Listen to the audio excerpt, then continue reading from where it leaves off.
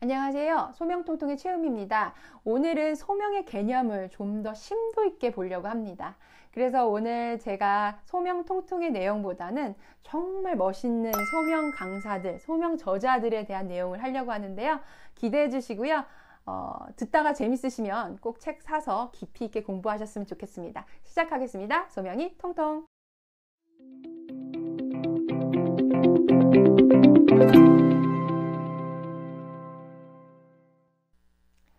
첫 번째 인물은요, 오스기니스의 소명입니다.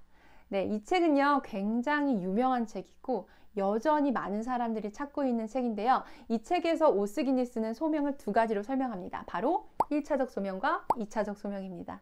1차적 소명은요, 그분께서, 하나님께서 우리를 무엇을 하거나 어디에 부른 것이 아니라 그냥 이 세상에 부르셨다. 그러니까 하나님이 우리를 부르셨다는 것을 인정하는 것이 바로 1차적 소명입니다. 그래서 하나님을 믿는 것, 바로 하나님의 제자가 되는 것, 그게 바로 1차적 부르심이라고 볼 수 있습니다. 2차적 부르심은 내가 믿음이 있고 하나님을 사랑하는 마음이 있다면 내가 그분을 위해서 내가 어떤 일을 전적으로 해야 할지 고민하는 것이 2차적 소명이라고 볼 수 있습니다.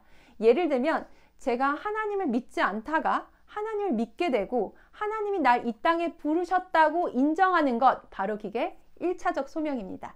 그래서 믿음으로 출발하는 게 1차적 소명이고요. 2차적 소명은 그렇다면 내가 하나님을 위해서 이 땅 가운데 회복을 위해서 청지기를 위해서 청지기로서 어떤 일을 할까라고 고민한 것이 바로 2차적 소명이라고 볼 수 있습니다. 그래서 꼭 1차적 소명과 2차적 소명의 구분을 잘 아셔야 합니다. 두 번째는요, 바로 골든 스미스의 소명과 용기라는 책입니다. 이 책에서는요, 다음과 같이 세 개로 설명합니다.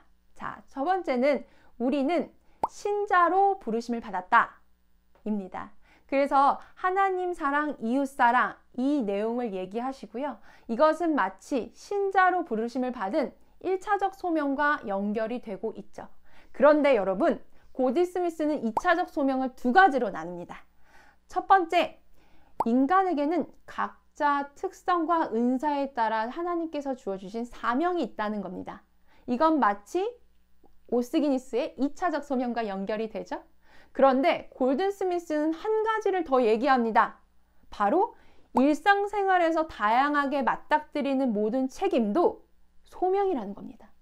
예를 들면 저는 하나님을 믿습니다. 그건 바로 1차적 소명이죠. 그리고 2차적 소명은 저는 두 가지 영역으로 나눌 수 있습니다. 골든 스미스 같은 경우에는 첫 번째, 무슨 영역이죠? 저는 교사로서 모두가 꿈꿀 수 있는 세상을 위해서 노력하고 있습니다. 강사도 하고요, 유튜버도 합니다. 그런데 여러분, 제가 일이 끝나면 어디로 가죠? 가정으로 갑니다.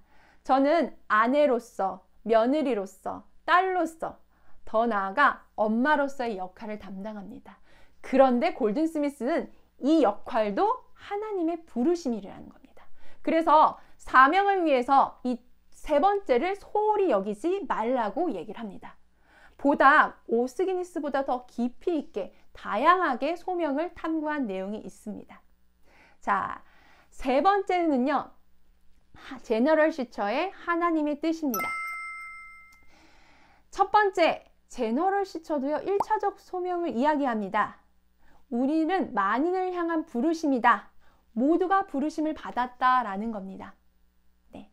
그런데 제너럴 시처는요, 세 가지로 이 2차적 소명을 설명합니다. 첫 번째는요, 직업과 소명이 같을 수도 있고 다를 수도 있다고 얘기합니다. 네.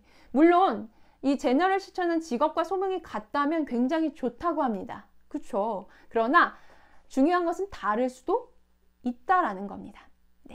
두 번째는요, 2차적 소명을 한 가지 더 설명하는데요. 이 소명은 전통적인 직업이 가지 못하는 영역으로 갈 수 있다라는 겁니다. 아까 며느리나 엄마나 이런 거는 전통적으로 직업이 아니었죠. 그러나 제너럴 시처는 이런 부분도 소명의 부분이다 라고 얘기를 합니다. 직업처럼 중요하다라고 얘기합니다. 이건 마치 골든 스미스가 얘기했던 부분이랑 굉장히 비슷하죠. 그리고 마지막으로 제너럴 시처는요, 소명은 단수가 아니라 복수라는 겁니다. 우리는 단순히 교사로 부르심을 받은 것도 아니고 엄마로 부르심 받은 것도 아니라는 겁니다. 교사, 유튜버, 강사, 엄마, 며느리 다양한 영역으로 우리는 부르심을 받았다는 겁니다. 그래서 소명이라는 것은 단수가 아니라 복수라고 얘기를 합니다. 마지막으로 파커팔머입니다. 파커팔머는요, vocation이라는 단어를 봅니다. vocation이라는 단어는 직업이라는 뜻인데요. 라틴어의 어원으로 가면 voice라는 뜻을 가집니다. 목소리. 나의 목소리가 아닌 하나님의 목소리. 그래서 1차적 소명을 이렇게 설명합니다. 하나님의 목소리에 경청하는 것. 그게 바로 1차적 소명의 출발이라 라고 얘기를 합니다.